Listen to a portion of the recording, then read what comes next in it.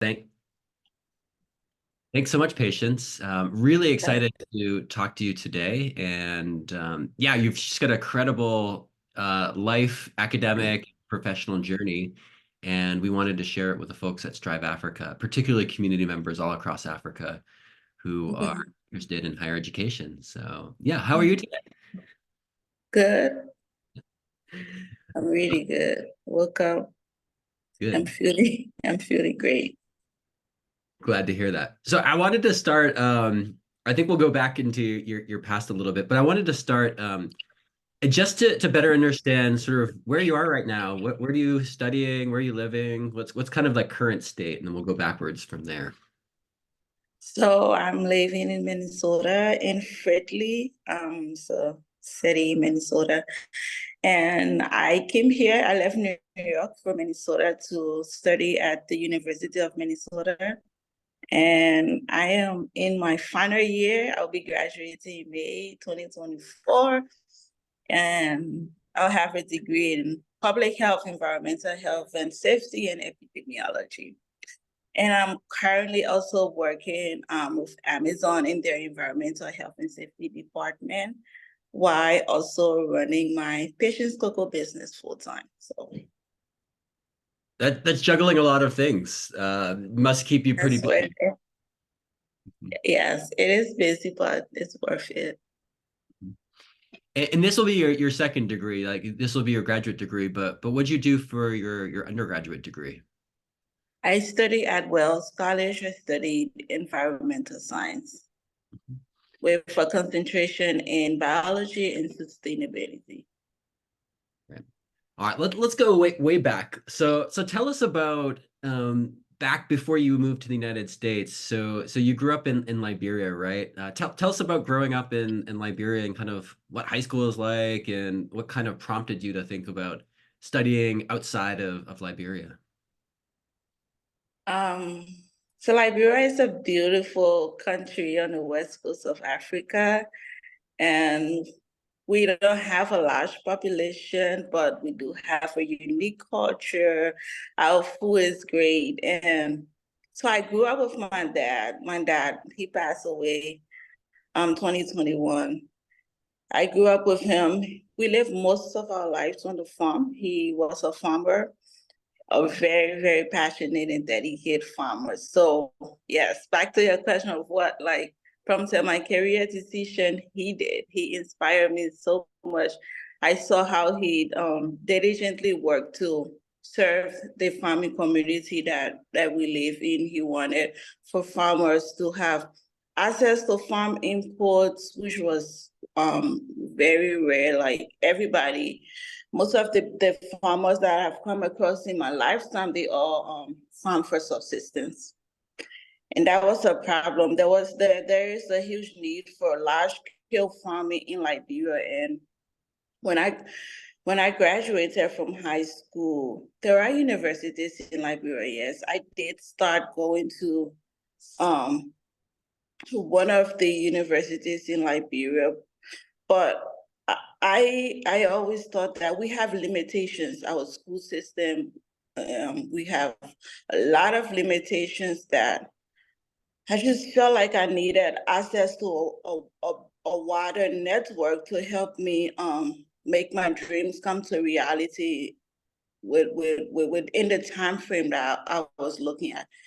If I had stayed in Liberia, I wouldn't say I wasn't going to be successful in some ways, but I needed that push. I needed some kind of push. And I felt like that time I felt like I could have only achieved that by taking a leap of faith and stepping outside of my comfort zone, and that was Liberia. So that took me to the Smart Liberia Education Advancement Program where Charlie, I stayed there and applied to Wells College, and then Charlie was my international recruitment officer, and he made everything so seamless. I can never forget that. And yeah, that's how I'm here. I came in search of a better opportunity, which I'm getting. While at Wells, I participated in a Be Your Own Boss business competition doing my freshman year, and I won the most sustainable business idea, and that really made me believe in myself, believe in my dreams, and it kept me going. It did mean a lot to me. The community, I remember they did a press release, and yeah, I couldn't have been more grateful for the opportunity that made me to believe in myself and to keep going. Wow, it's a really amazing journey. I wanted to ask about you defining your dreams. So you mentioned that you were thinking about studying outside of Liberia because you were pursuing some particular dreams. How did you come up with the ones, your goals and your aspirations in your dreams? And what did they look like? And how does that fit into what you're doing right now? So every day when I was with my dad on a farm, I had this picture of, right now I would say value addition. Back then it was just like I wanted to build a huge chocolate factory in Liberia, and I would use the money to build hospitals, to have cocoa school where farmers will learn proper and most sustainable farming methods. Because as the years went by, I realized that one huge challenge my dad faced was access to storage facility, and also lack of organic farming imports, especially when the cocoa he grew had like the black pod disease, and that took away, like it reduced productivity a whole lot. Like he will farm all year, and then he would just lose over 40% within the twinkle of an eye due to some kind of pest, black pod disease, and then also access to storage facility. Like there was nothing refrigerated. The farm to road network connectivity is still bad, was bad. And within like transporting fruits and vegetables from the farm to the market, like you lose over 45%. That's how bad the post harvest losses. So as little as I just had this burning desire to see those things change, to see farmers have access to capital to promote farming inputs, access to food storage facility that will increase the shelf life of their produce.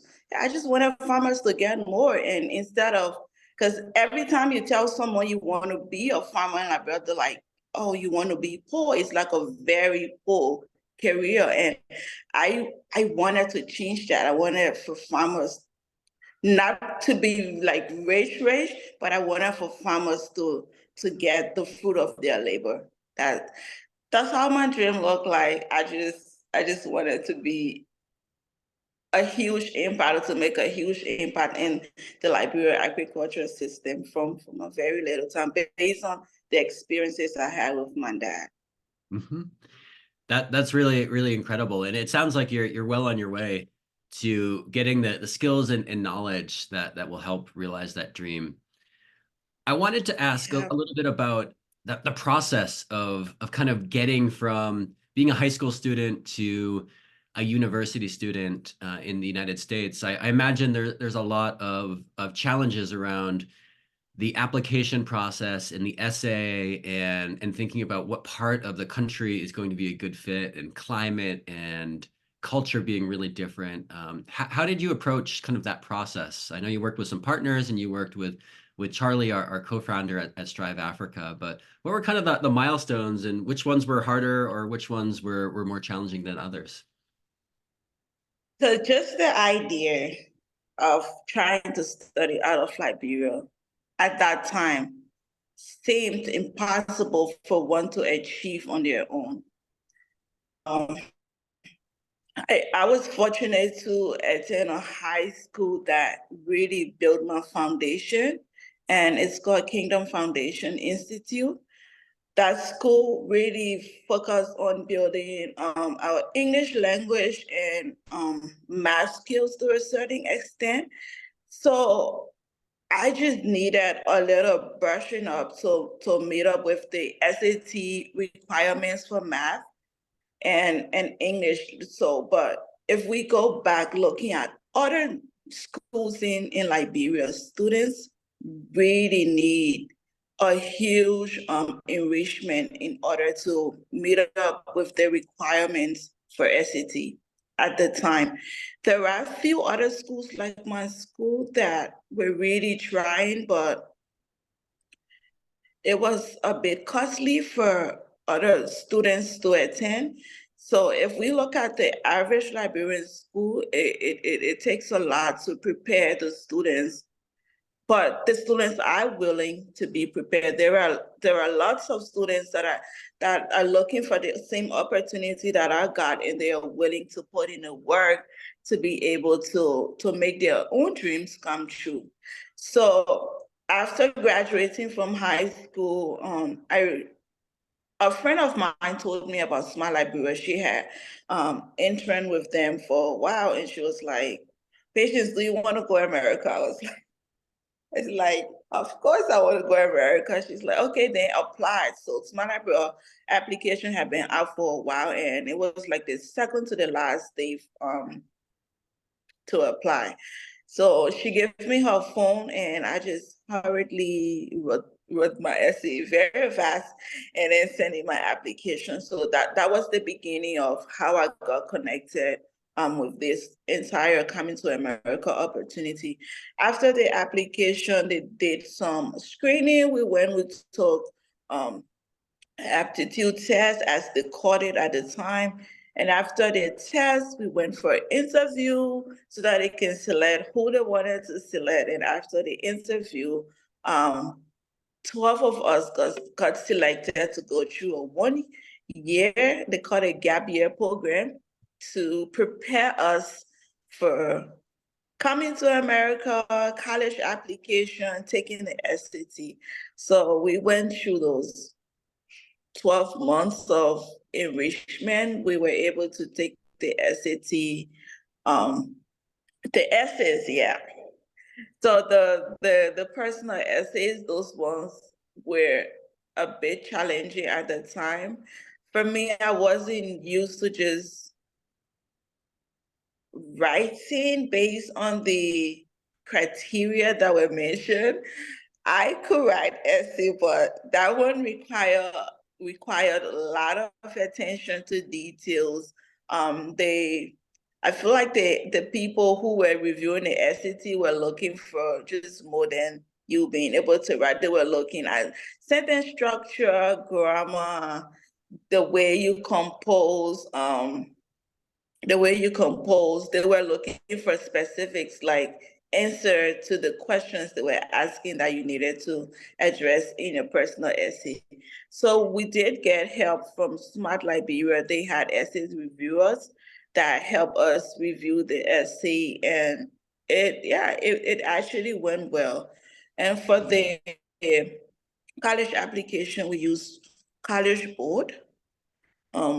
I know I applied to 10 universities in the US, both small and medium, because that was my target. I didn't want to go to a big school. I wasn't used to going to a big school, so I wanted to start at either a small or medium college. So the College Board gave you the opportunity to narrow down, like in terms of the kind of place, whether rural, city, urban, you can choose that. You can choose the population of the school, the student to teacher to student ratio. Like it's like how many students to a teacher, like the kind of access, if you're going to have huge access to your professors or not. So that one, it meant a lot to me. So I was going for a college where I would have access to my professors, because I knew that I was coming from a different culture, and I might have some challenges that I would need my professors to be empathetic to help me through. And I did achieve that by going to Wells College. They did deliver on that so well, even from my recruitment stage. So I got accepted into um, five schools. I got other big schools that I turned down because my international recruitment officer from Wales, he was up to the task. Like he would follow up when I had no questions. Once he realized that things were going silent and there were some challenges I was faced with, he will follow up. But the other medium schools, international recruitment officers were just like, you ask before you get help, or like you have to follow up like 2 to 3 times before they can send you a reply. But it wasn't like that for us. So I was like, okay, I should go to where I am valued or where I'm welcome. I feel more welcome by the Welsh people than the other schools I was trying to get into. So yes, that's how it went. We did also study for math and English to boost our English language skills. Since we weren't taking the TOEFL test, only the SAT, and math and English were very essential to have good skills in upon coming to the US. So yeah, that's how it went. Oh, that's great. Thank you so much for describing that.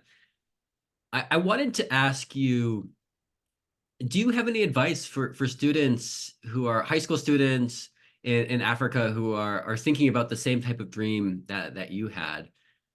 What would you recommend to them, even if they haven't finished high school or if they're just about to finish high school? What should they think about? How should they try to pursue their dreams if they want to study in the US? What advice do you have for them? So what? So I have a couple of advices. The biggest one it's a nice thing coming to study, dreaming about studying in the US, but it's another thing to be prepared to study in the US. I say that because where all my, like when I was in Liberia, people used to say, "Oh, patience is smart, patience is smart." But when I came to the US, I didn't think I was smart enough. Um, I did have that confidence issue because when I sat down in classes with my peers, it was like I had a lot of catching up to do. And that wasn't because I didn't know the same things that they knew, but they were more advanced in technology. They were they read a lot. They had access to so many things that I didn't have access to, and I really needed to catch up. But now it's like everywhere around the world, we basically have almost every teenager you meet, whether in Liberia, in the US, we have access to smartphones, and the same information that the Americans have access to, we also have access to that. So I would just say, use the little technology you have, use whatever resources you have to be prepared to avoid some form of shock. It might be cultural shock, it might be peer pressure, there's just too much here to kick you off your feet and distract you from actually you can come to the US and get distracted and you might not be able to achieve your dream. So be passionate about what you want to do. Tell yourself that nothing can stop you. Prepare. Like preparation is very key. Be prepared for anything. I mean, you will face some things that you're not prepared for, but if you have prepared to a certain extent, if you know what you're about to meet, yeah, I feel like you'll overcome it. So yeah, preparation is key, and don't get deterred. Keep trying. Sometimes you apply, you get rejected. Sometimes you don't get the financial aid that you're seeking. Keep applying. Look out for other scholarship that the schools are not offering. They do have external scholarships opportunities as well. But yeah, there is endless opportunities in the US once you get here. And once you're focused, you can definitely get through. So that's my little advice. Yeah, preparation and focus, really good pieces of advice. You mentioned that many students in Africa have access to smartphones and then the internet, and they can access all the same information that Americans can access. Sometimes with so much information, it can be hard to know where to start. So where do people start to find that information, right? Because there's so many universities. America is so big. Where do you recommend people even go to find out the types of schools or the right schools, or kind of how a place might align with their dreams? I would say college board. A lot of people will want to use laptop for these searches, but I would say just use whatever you have. I am aware that our internet is not as strong as the internet system in the US. That's a fact, but that shouldn't limit a person from doing the research that they desire. You can take, but there are other students in the remote part of Liberia that I will emphasize will not have access. But majority of the students in the capital city, Monrovia, they are able to access some kind of network to help them do the research that they desire to do. So College Board is a good place to find information about schools, colleges. The Common App is also a great resource as well. And when it comes to preparation, Khan Academy is a good resource to learn almost anything from.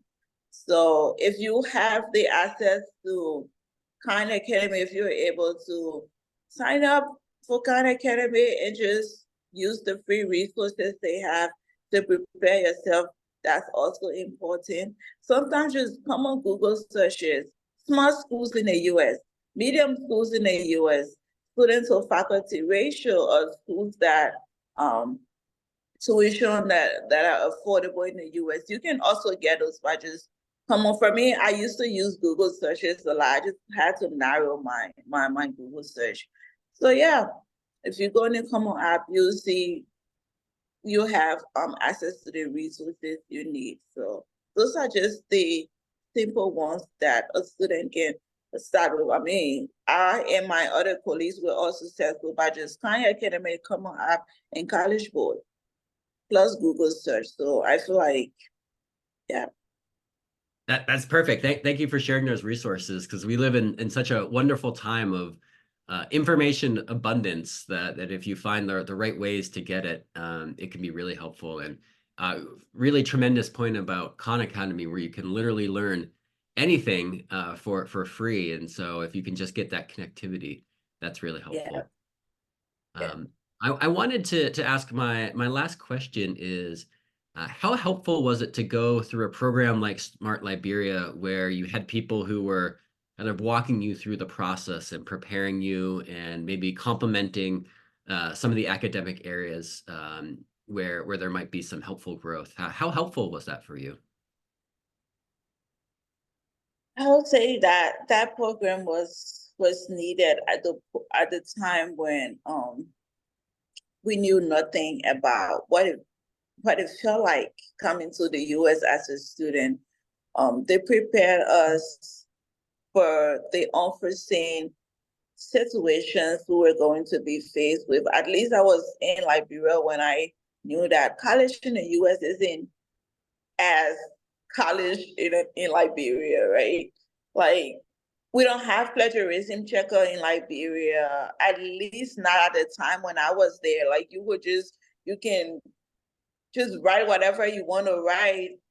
There are good teachers that will pay attention to students' writing, but a lot won't. But in the US, you had to write original papers. You I felt like there was huge focus. There's huge focus on your education here than what I experienced in Liberia. So Smart Liberia did prepare us for that. Smart Liberia also helped us to gain valuable skills in both entrepreneurship and the English language, that they look at where we had limitations and they work to build upon that. So that was also good. we could write great essays, but Smart Library help us to improve in the areas that we needed improvement to write excellent essays. That was also great.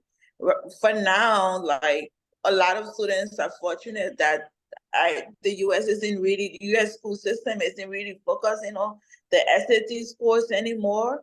So a lot of energy can be placed into applying for financial aid and also just getting prepared to come to the US in general. Mhm. Thank you, Patience. It's really, really helpful for you to share that. And it aligns very much with Strive Africa's goals of really providing that information and support for as many students from all across Africa as possible, because we recognize the value of talented and thoughtful individuals and strong organizations to help out with that journey. So Right. this concludes the study break chat, and I just wanted to extend a big thank you for sharing your story and your journey and your dreams, because I think it can really be a beacon to others who might be a little apprehensive about where to start, or if they have the right skills or the right background or the right talent to do that. But I think what you're sharing is that hard work and skill and talent and perseverance and determination can really change things and help realize a vision. And so I feel Yeah. inspired and hope our community will as well. So thank you and very much appreciate it.